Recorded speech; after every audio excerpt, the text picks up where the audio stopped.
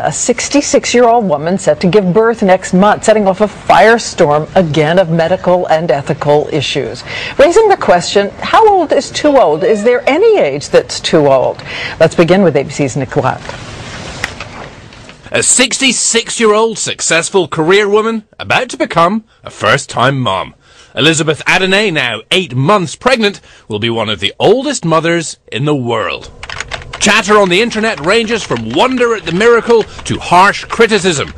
Elizabeth Adeney claims that for motherhood it only matters how old you feel. She says she's fit and healthy, and on the inside, feels like a 39-year-old.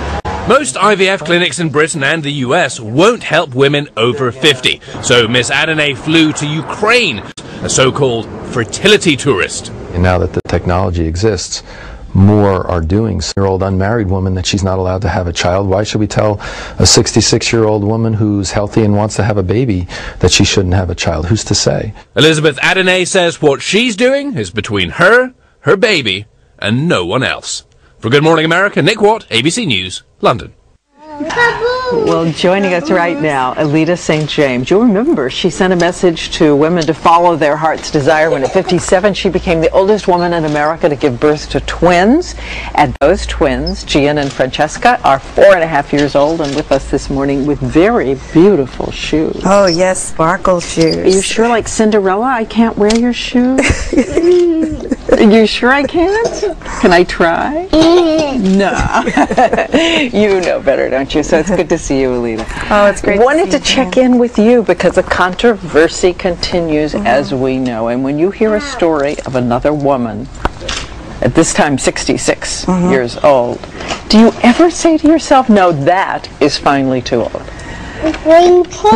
It's really hard to say that, Diane, because I believe in winding up, not down. And this particular woman seems like she really had it planned out, and she looks young and has energy. And but when you hear of a 70-year-old woman, then do you go, wait a minute, even I say no? Well, you know what? That woman was in India, and I've been to India quite a bit, and they have a whole big support group, and the family takes over, and look what happened to Natasha Richardson, 40. You see, we never know. I think it's a choice in terms of nurturing and love, and certainly it's been the biggest miracle of my life. I mean, I'm 61 now, and I've had more energy than I've ever had. Really? You don't get more tired than somebody in her 30s? I you really don't think so? Now I can get 4 hours sleep, 5 hours sleep, because they're so wonderful. They motivate me to keep alive and to keep growing and being creative. I'm cutting an album now of healing music and writing and doing my healing practice, and well, they're a joy constantly. They keep me young. As you know, the medical profession in England, there's a cutoff for National Health Service at the age of 40, and that's why she became a fertility tourist, I believe was the phrase Nick used. In this country, by and large, it's age 42 to 45. That they don't want to do in vitro anymore. There are a few that will do it at the age 50, 55. Do you think those medical concerns are just irrelevant? Well, first of all, a lot of the reasons why they don't go older is because they want their numbers to be high. They want to say they have a great success rate. And you have to get checked out. Like when I went through this whole process, what's going on, Gee? That's a train. Get that caboose going. I would say to any woman that's older is that she really needs to be checked out.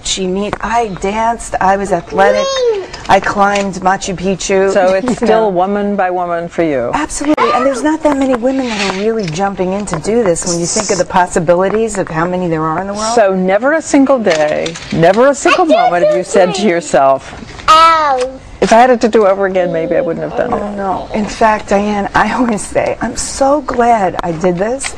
It's been the biggest joy of my life, and it's not like I haven't done things in my life. It's made me feel so fulfilled.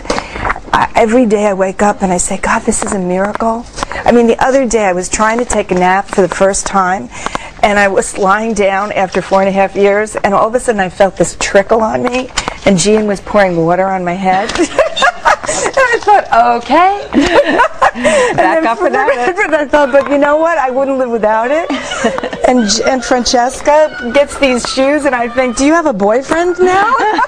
My mother would have never let me get those shoes, but you know, it's Francesca. You go to school, don't you, Francesca? I saw Elmo. Yes, she saw Oh, did you see? Elmo. We do. We have toys waiting for you, and we're so glad to see you again. It's very nice to see you. Do you want to give high five to I held you when Diane? you were a baby, but it's very nice to see you again. Oh. And you too, Ian. Thanks so much. Good to catch up with you. And as we said, it's an issue that continues to be debated and will be for time to come.